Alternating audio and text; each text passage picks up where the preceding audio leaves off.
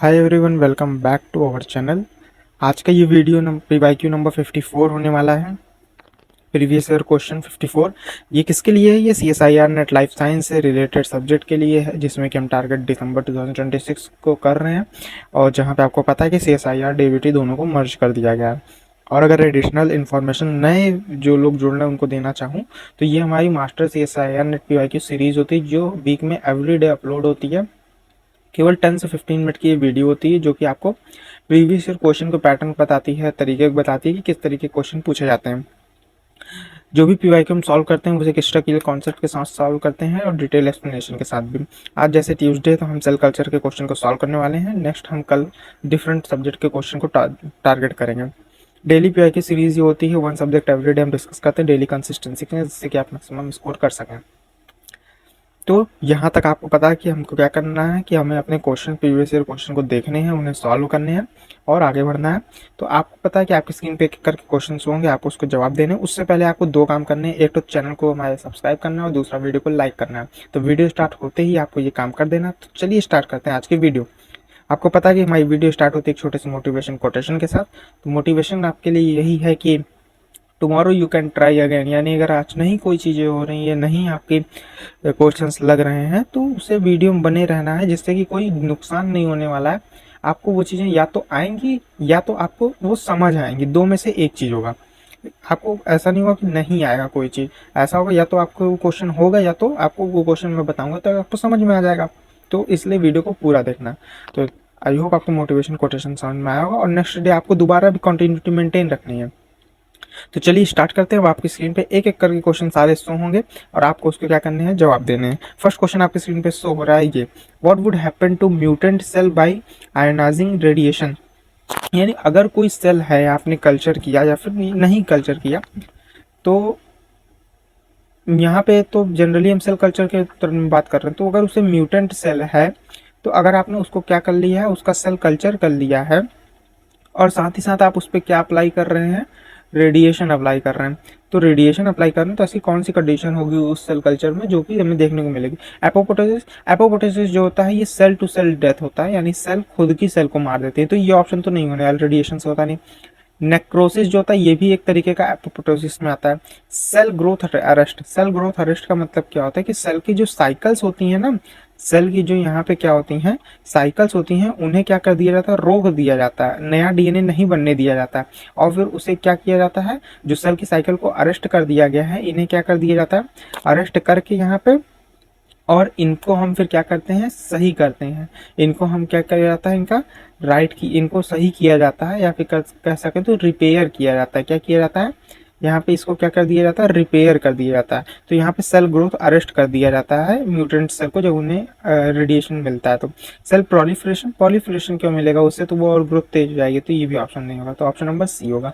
Next कह रहा है, to promote attachment and spreading of anchorage dependent cells the surface of culture vessels need to be coated. तो anchorage dependent cell क्या होती है, पहले वो बात करते हैं। एंकरेज डिपेंडेंट सेल होती हैं जिससे कि जो कि किसी सरफेस से लग के ग्रो करें, यानी विथ सरफेस, या फिर ज़्यादा अच्छा शब्द रहेगा यूज सरफेस, यानी सरफेस का यूज करें।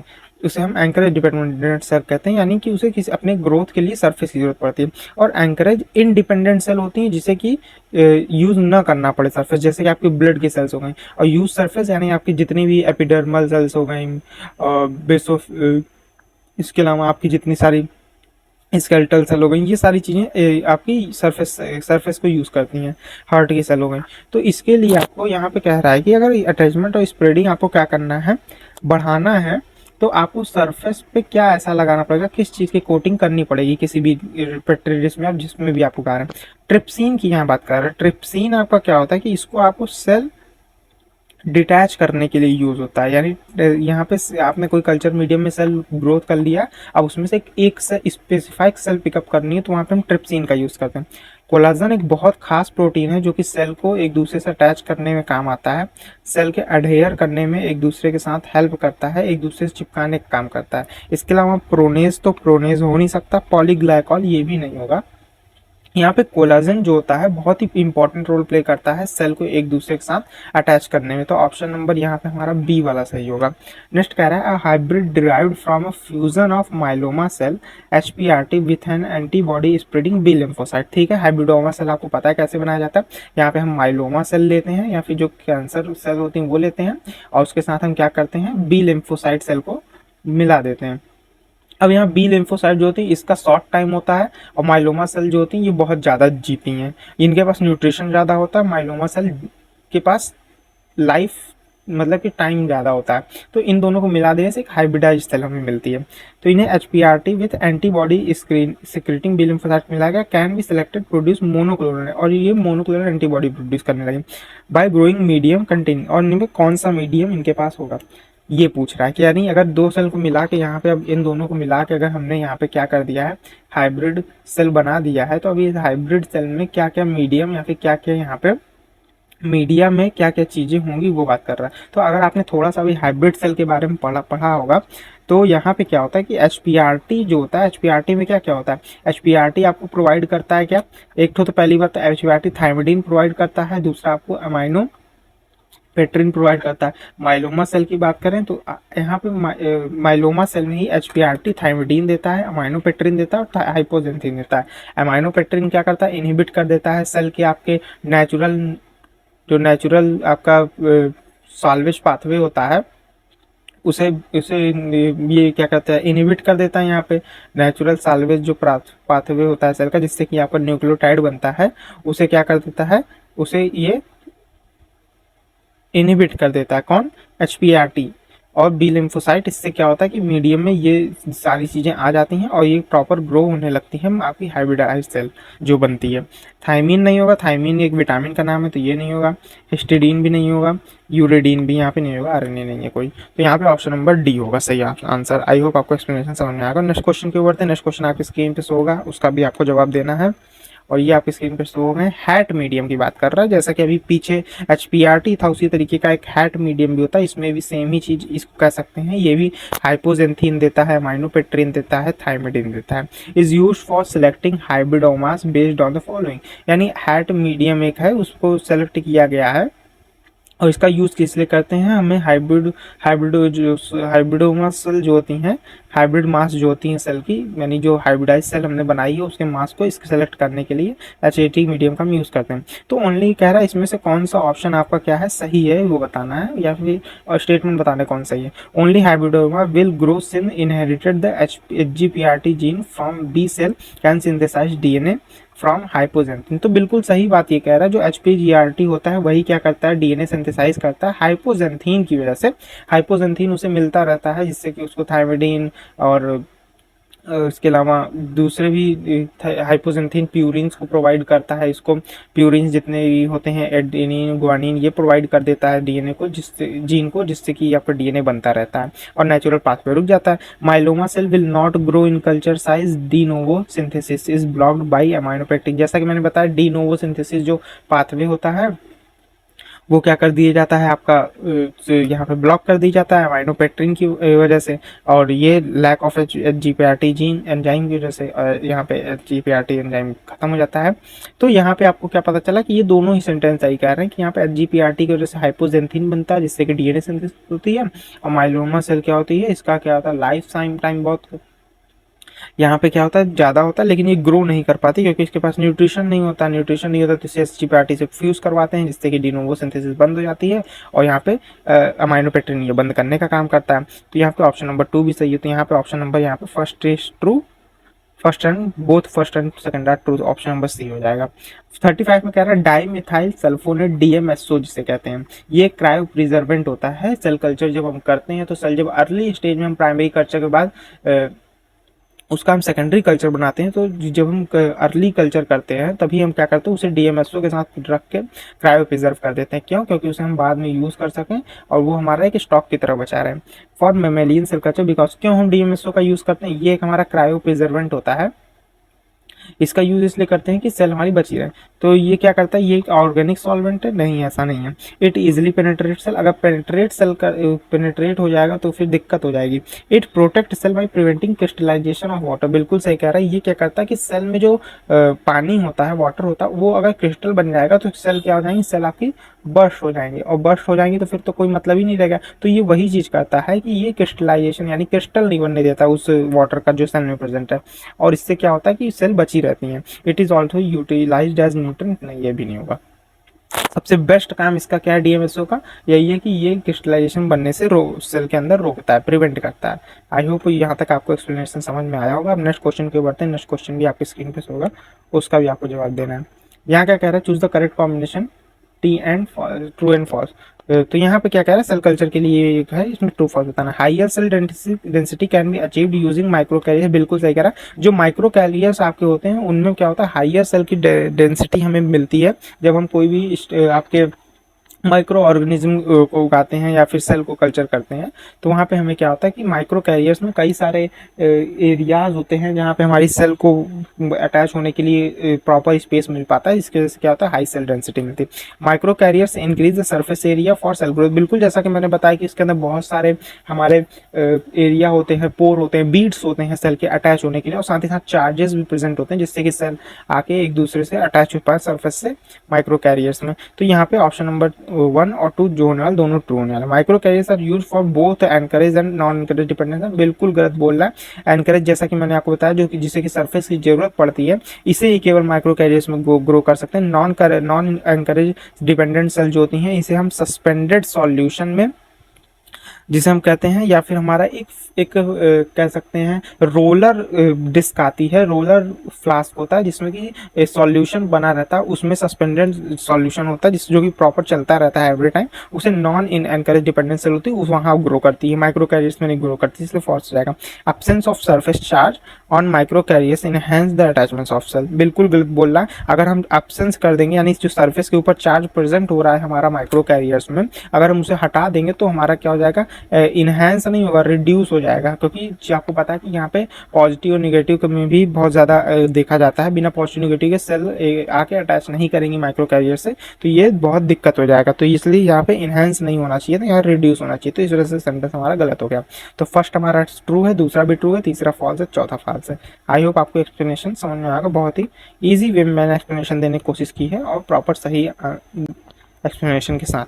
नेक्स्ट यहाँ कह रहा है 43 में, a single stem cell undergo 10 asymmetric cell division, the number of stem cell and the end of. यहाँ पे 10 एसिमेट्रिक डिवीजन कह रहा है, यानी जो सेल बनती है उससे एक सेल बनती है जो कि डिफ्रेंशिएट एरिया में चली जाती है, और दूसरी जो स्टेम सेल बनती है वो हमारी स्टेम सेल ही बनी रहती है। इसे हम एसिमेट्रिक डिवीजन कहते हैं, जिससे कि एक सेल डिफरेंशिएशन में चली जाती है और दूसरी हमारे आपकी स्टेम सेल बनी रहती है।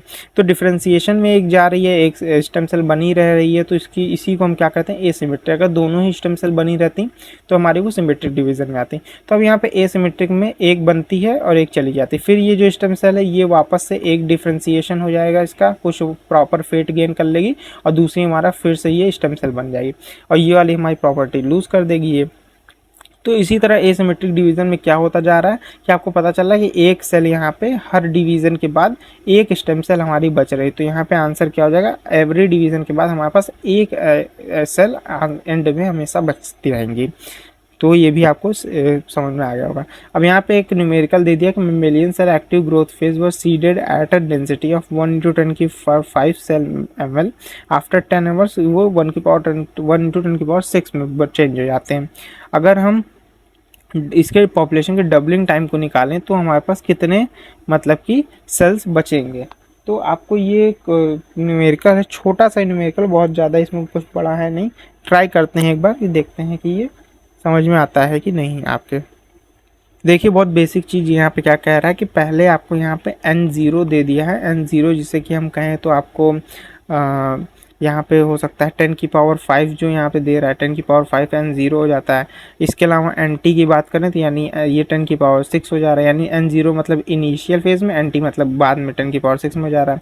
साथ ही साथ यहाँ पे आपको क्या कह रहा है, यहाँ पे आपको t दे दिया है, t आपको कितना दे दिया है, यहाँ पे अगर टी की बात करें तो यहाँ आपको 72 आवर्स दे दिया, 72 आवर्स दे दिया। यहाँ पे डबलिंग टाइम पूछ रहा है, डबलिंग टाइम का फॉर्मूला क्या होता है ये देख लीजिए आप। डबलिंग टाइम का formula T D is equal to T into में log 2 अपॉन में यहाँ पे log हो जाता है log N T by N zero. अब N T by N zero पहले हम निकाल लेते हैं, यहाँ से एन टी अपॉन में एन ज़ीरो निकाल ले रहे हैं, तो यहाँ पे क्या हो जा रहा है 10 की पावर 6 अपॉन में 10 की पावर 5 हो जा रहा है। तो यहाँ से हमारा ये कट जाएगा, 5 से 6 कट जाएगा, तो यहाँ पे 10 बचेगा। अब इसी को हम जो एन टी पावर ये आया इसको हम इसे पुट कर दे रहे हैं, तो T D is equal to T कितना आया है हमारा, टी हमारा 72 था, यहाँ पे 72 यहाँ पे डबलिंग टाइम था, मतलब डबलिंग टाइम नहीं था, यहाँ पे 72 बता रहा है ड्यूरेशन। 72 इंटू में log 2 की वैल्यू 0.30 होती है।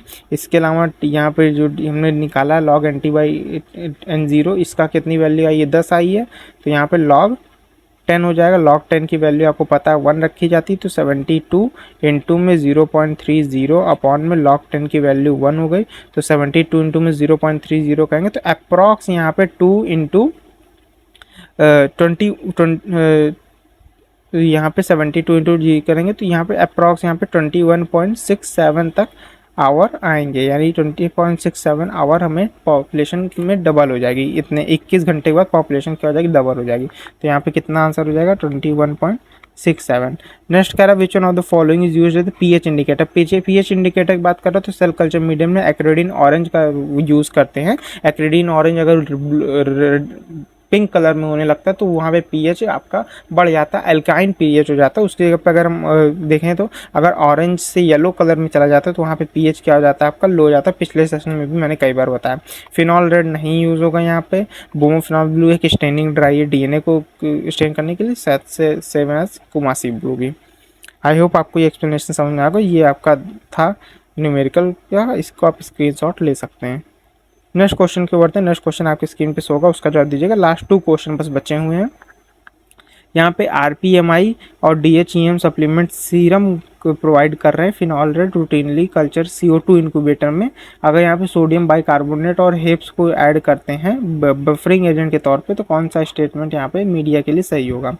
करेक्ट बताना है ना यहाँ पे करेक्ट। तो while 5% CO2 optimal cell culture in RPMI optimal CO2 concentration DHE 7.5 से 10। तो आपको पता है कि यहाँ पे जो इंक्यूबेशन में सेल कल्चर हम कर रहे हैं तो वहाँ पे जो CO2 कंसंट्रेशन होनी चाहिए DHEM में सप्लीमेंट में, तो वहाँ पे 5% ही यहाँ पे मानी जाती है। यहाँ पे 5% ऑप्टिमम माना जाता है। तो यहाँ पे ऑप्शन नंबर ए तो सही हो रहा है। HEPES is necessary if cells are kept outside into incubator room air for long period. बिल्कुल सही करा है। अगर हम रूम से या फिर इंक्यूबेटर से हम बाहर निकालते हैं सेल कल्चर को तो वहाँ उस टाइम पे हमें CO2 नहीं मिल पाता, तो उसके लिए हमें क्या यूज़ करना पड़ता है? बफर एजेंट हेप्स को यूज़ करना पड़ता है। Sodium bicarbonate is necessary if the cell are kept outside in the incubator room air for long period. ऐसा नहीं है, सोडियम बाइकार्बोनेट की जरूरत नहीं पड़ती। सोडियम बाइकार्बोनेट आपको केवल CO2 इंक्यूबेटर में ही मिलता है। When cell grow rapidly in the cell culture medium for few days, phenol red will turn into medium pink। अगर वहाँ पे तेज ग्रो हो रही है सेल आपके कल्चर में तो वहाँ पे क्या होता है आपका लैक्टिक एसिड सेल बनाने लगती हैं। लैक्टिक एसिड बनने की वजह से आपका क्या होता है पीएच एल्कलाइन पिंक रेड नहीं होगा, इसकी जगह पे पीएच क्या हो जाएगा ऑरेंज हो जाएगा। तो यहाँ पे ऑप्शन नंबर ए और बी केवल सही है, ये दोनों ऑप्शन क्या हो जाएंगे हमारे गलत हो जाएंगे। तो ऑप्शन ए बी यानी ऑप्शन नंबर 1 सही है। आई होप ये भी एक्सप्लेनेशन आपको समझ में आएगा। नेक्स्ट क्वेश्चन के ऊपर बढ़ते हैं। आज थोड़ा सा वीडियो लंबी हो रही है लेकिन बिल्कुल दिक्कत कोई नहीं होने वाली है, आपको समझ में आ जाएगा सारी चीज़ें। यहाँ कह रहा है to prepare individual tissue cells from primary culture cell to cell matrix interaction must be broken to achieve this one would not use. देखिए EDTA क्या एक चिलेटिंग एजेंट है, ये भी सेल को क्या करता है सेल को निकालने के लिए, सेल को आउट करने के लिए, सेल को सेलेक्ट करने के लिए यूज़ किया जाता है। Same as for collagenase. Collagenase आपके क्या करता है कोलेजन जो बॉन्ड होते हैं सेल के बीच में उसको क्या करता है कोलेजन बॉन्ड को आपको क्या करता है यहाँ पे ब्रेक करके सेल को सेलेक्ट करने के काम आता है। ट्रिप्सिन का ही सेम वर्क है। ट्रिप्सिन क्या करता है जो कि अडेयर किए रहते हैं मीडिया के नीचे जो बीट्स लगी होती है उनको अलग करके सेल टू सेल को अलग करके सेल को सिलेक्ट करने का काम करता है। सेफारेज जो होता है ना, सेफारेज आपका क्या करता है क्रोमोसोम को क्या करता है ये क्रोमोसोम को सेल साइकिल के दौरान पे क्या करता है, अलग करने के काम आता है। सेल क्रोमोसोम को डिटैच करने के एक दूसरे से काम आता है स्पिंडल फाइबर जो बने होते हैं। तो सेफारोज का वर्क सेल कल्चर मीडिया में नहीं होता। तो ऑप्शन नंबर डी पूछ रहा है, नॉट यूज पूछ रहा है, तो ऑप्शन नंबर डी सेफारोज हो जाएगा। आई होप ये भी आपको एक्सप्लेनेशन समझ में आएगा। नेक्स्ट क्वेश्चन की ओर बढ़ते हैं। नेक्स्ट क्वेश्चन आपकी स्क्रीन पे शो हो रहा है, ये हमारा लास्ट क्वेश्चन है। यहाँ पे माइक्रो प्रोपेगेशन में रिसर्चर ने स्टेरिलाइज एक प्लांट किया, यानी एक प्लांट को लगाया कल्चर मीडियम में। Which one of the following sterilization, उस प्लांट को स्टेरिलाइज यानी दूसरे बीमारी से बचाने की सबसे बढ़िया तरीका कौन सा है? UV radiation. अगर यूवी रेडिएशन दे देंगे तो पूरा प्लांट ही मर जाएगा। Ethanol treatment is the best treatment for sterilization of any type of culture, whereas animal cell और as well as plant cell culture 70% ethanol से ट्रीट करेंगे तो ज़्यादा सही रहेगा। ऑटोक्लेविंग कर देंगे तो पूरा प्लांट ही हमारा क्या हो जाएगा, गर्म होकर पूरा मुरझा के बेकार हो जाएगा। गामा रेडिएशन कर देंगे तो म्यूटेशन होने के चांस बहुत ज़्यादा है, उससे भी ई गामा रेडिएशन में भी हीट बहुत ज़्यादा निकलती है, तो इससे भी बेकार हो जाएगा। तो ऑप्शन नंबर 2 सबसे सही माना जाएगा। इथेनॉल ट्रीटमेंट देंगे 70%, जो कि एनिमल में भी देते हैं और प्लांट में भी देते हैं। आई होप आज के एक्सप्लेनेशन आपको समझ में आए होंगे। यहाँ पे आपको बस एक अब लास्ट में छोटा सा काम करना है कि आपको चैनल को सब्सक्राइब और वीडियो को लाइक करना है। आज का सेशन यहीं पे खत्म होता है। थैंक यू यहाँ तक बने रहने के लिए, बहुत बहुत सारा थैंक यू आप सभी को, अगर आपने ये वीडियो पूरा देखी। तो मिलते हैं नेक्स्ट वीडियो में नए टॉपिक के साथ। आपको बस केवल लाइक करना है वीडियो को, अगर पसंद आया तो अपने दोस्तों के साथ शेयर करना जिससे कि उनकी भी हेल्प हो, और एट द एंड आपको प्लीज़ सब्सक्राइब करना, इससे हमारा मोटिवेशन बनता है और आपको भी चीज़ें समझ में आती है और मुझे भी एक्सप्लेन करने में अच्छा लगता है। मिलते हैं नेक्स्ट वीडियो में नए टॉपिक के साथ, तब तक के लिए goodbye and take care everybody.